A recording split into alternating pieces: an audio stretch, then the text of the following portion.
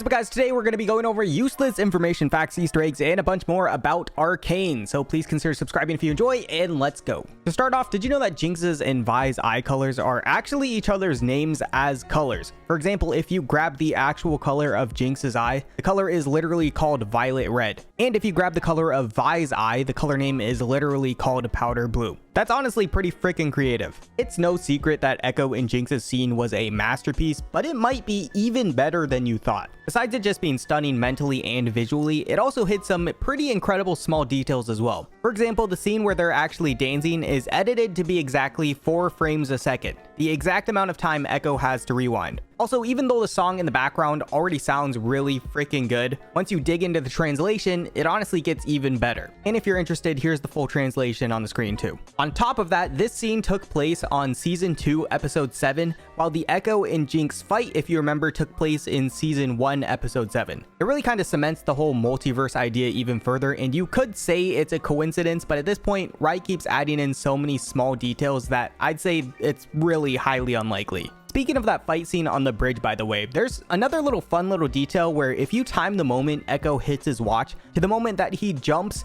it is exactly 4 seconds. This is the exact moment that he got hit by powder as a kid before. The fact they added a detail that small in here is kind of crazy. I'm sure you've probably heard it by now, but the necklace Echo gave Jinx isn't just a flower, it's actually an image of both of them together. If you look closely, you can see 2 faces looking left and right. Did you know that right when Maddie shot at Caitlyn, you can see a different screen pop up for a split second during the flash? And in it, you can actually see her smiling. Yeah, I'm pretty sure this was the most satisfying scene for everyone. Another small detail you might have missed is in some of the intros this season, they were actually slightly different in some spots, and some were even foreshadowing some pretty significant moments. For example, you could actually see the pendant that Echo gave Jinx in Episode 7's intro for just a split second. And an even bigger one is you could even see Isha in the Episode 6 intro as well. Rest in peace. Anyways, if you want to see the full video where this guy compares all of them, I'll leave a link below. So it was revealed in an interview that Necra did that the spicy Caitlyn and Vi scene was actually supposed to be way longer than was shown.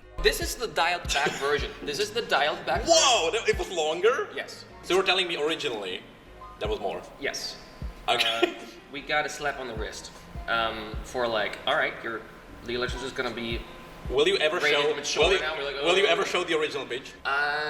There is a really cool fandom that would probably like that. Probably on some French hard drive. If you thought the singer in To Ashes and Blood sounded familiar, it's probably because he actually is the same guy who did the Run Boy Run song that went viral years ago. His name is Wood Kid. Run, boy, run. If you look at Jinx's ship in the final episode, you can actually see the same markings on her ship that were on Isha's hat, as well as the bunny ears that she was wearing before too. Also, her hat looks pretty much the same as Teemo's. Baby Fox, subscribe, thank you. Because a lot of people just started watching Arcane this season, a lot of people don't know that Powder's hair in Season 1's poster actually spelled Jinx. Additionally, the shot of her in Season 1, Episode 3, where she was hugging Silco, was a direct reference to Lucifer in the painting The Fallen Angel. Speaking of Arcane posters, Netflix actually got a big slap on the wrist for using AI to extend one of these posters, making Jinx's hand look hella wonky, and Riot was not happy after finding out about it, stating, "We have a strict stance for no AI for anything relating to Arcane because it's disrespectful to the incredible artists who have worked on the show." If only they had the same standards for the 10-year anniversary Latin American celebration video. If you thought the final season of Arcane was a bit rushed, it actually was. It was literally rushed and crammed. Originally, the final episode was going to be long as shit. Their words, not mine. It was thought to be originally 80 to 90 minutes, but then obviously they ended up cutting everything down. Kind of unfortunate, but they did mention how they seem to have learned their lesson for next time. So as you might have heard, due to different countries' beliefs, regulations, and religions, Arcane is a bit different in some places than it is others. For example, in China, in scenes like the last scene, they completely cut them out of being next to each other and instead just made it look like they're a bit schizophrenic. The same thing happened with a lot of other scenes too, and for some scenes, I'm sure you can guess which ones, they were just taken out completely. And if you think this is bad, in Iran, they just just gave everyone shirts all the time, including in the shower, because I mean, who doesn't keep their shirt on in the shower? But yeah, needless to say, it's pretty bad. In case you didn't know, the voice actors in Arcane are all people you probably recognize from other big movies or shows. For example, Haley Steinfeld from movies and shows like Pitch Perfect and Hawkeye is the voice of Vi. Katie Leung, who you might recognize from Harry Potter, is actually the voice of Caitlyn. It's Katie here, and I play Commander Caitlyn Kiernan, but you can also call me Cupcake. Harry Lloyd is the voice of Victor, who you might also recognize from Game of Thrones. The great thing about Victor's accent is that it's completely made up. So whatever I do is the accent that it's meant to be. Because, you know, it was vaguely based on like a Czech Republic accent. I was going to ask, yeah. Because I did a film where I had to be Czech, so I had the basics of that. And then it just went a little bit sideways, and I allowed it to because this is a Zorn. It could easily be this. JB Blanc is the voice of Vander, who is also the voice of Braum in the game. Kevin Alejandro is the voice of Jace, and Ella Purnell is the voice of Jinx. Best feeling in the world, kid. As I'm sure you've already could tell, Arcane Season 2 and Arcane in general has become a huge success, smashing records and quickly becoming the most popular TV show on Netflix in 64 countries. Not only that, but it's also become the most expensive animated series ever, costing roughly $250 million to produce and promote. They did mention, however, that a lot of that cost was due to their inexperience navigating the intricacies of entertainment production. Still, with that said, it was estimated that the first 9 episodes cost around $80 million, and the second season cost around $100 million, with another $60 million spent on promoting the first season. To put that into perspective, Attack on Titan, one of the most popular animes of all time, cost about $200,000 per episode.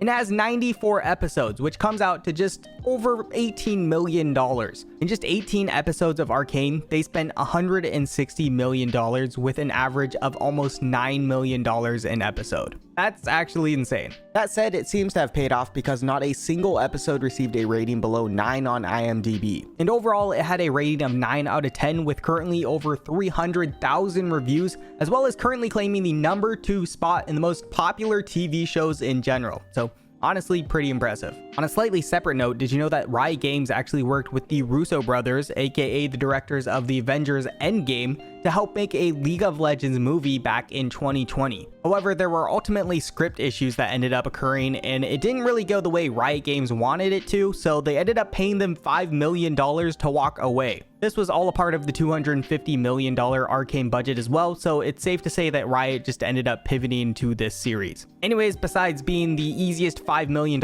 anyone's ever made, it would still be pretty insane to have a full League of Legends movie. I mean, you could almost go as far as having an Endgame kind of style movie too, with the whole Runeterra universe, which would be pretty crazy. If you're bummed Arcane is already over and wondering why it only got 2 seasons, Mark Merrill made a statement saying it's because there are more stories to tell and that they wanted to do more of the different characters in the League of Legends universe. He specifically made a statement saying, internally there was a budget conversation about approving 5 seasons, which simply means we were setting aside a bunch of money for lots of development and is completely irrelevant to the Arcane creative. The creative and making something great is what the priority should always be for Riot and our teams. We have also always envisioned telling more stories and continuing to expand the universe. This hasn't ever changed. Oh yeah, and don't forget you spell his name with a C, not a K. No, but seriously, I think this actually has a lot of potential to become on the same level of the MCU or DC universe. Obviously not in the superhero genre, but just a world where Riot can constantly keep releasing new shows on the lore until we really get the League of Legends endgame.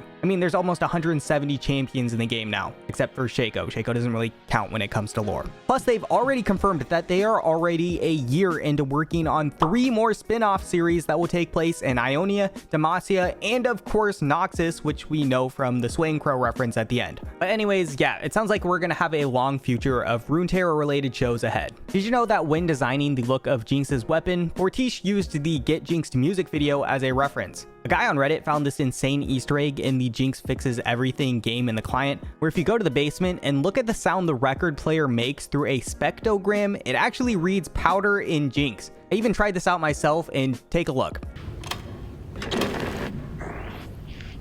This guy said he found it because he's seen Easter eggs similar to this in other games before, but this is still an insane catch and also ridiculously creative by Riot. I'm sure you've probably seen this one floating around by now, but if you look at the wheel carefully in episode 7, you can see a lot of pro teams logos on it, making it pretty much confirmed that Faker is now canon in the Runeterra universe. It's also worth mentioning that this pretty much shows how long this has been in the works, because these were the teams that were on the World's 2022 roster. If you look closely at Jinx's Zapper, you can see it has the same logo as the Precision Rune Path on it. There was actually a boba shop in K-Town that actually opened up an Arcane pop-up in LA. They even made shimmer drinks with different flavors. I'm sure you've already heard this by now, but Jinx is alive, hence the pink line of shimmer you can see right before the explosion, and the ending scene where Kate realizes where she went through the air ducts, and of course the matching blimp scenes from the first episode to the last one. However, you know who still isn't alive? That would be Isha, which, I don't know why everyone's so sad about this, because in the end, they both got to be powder.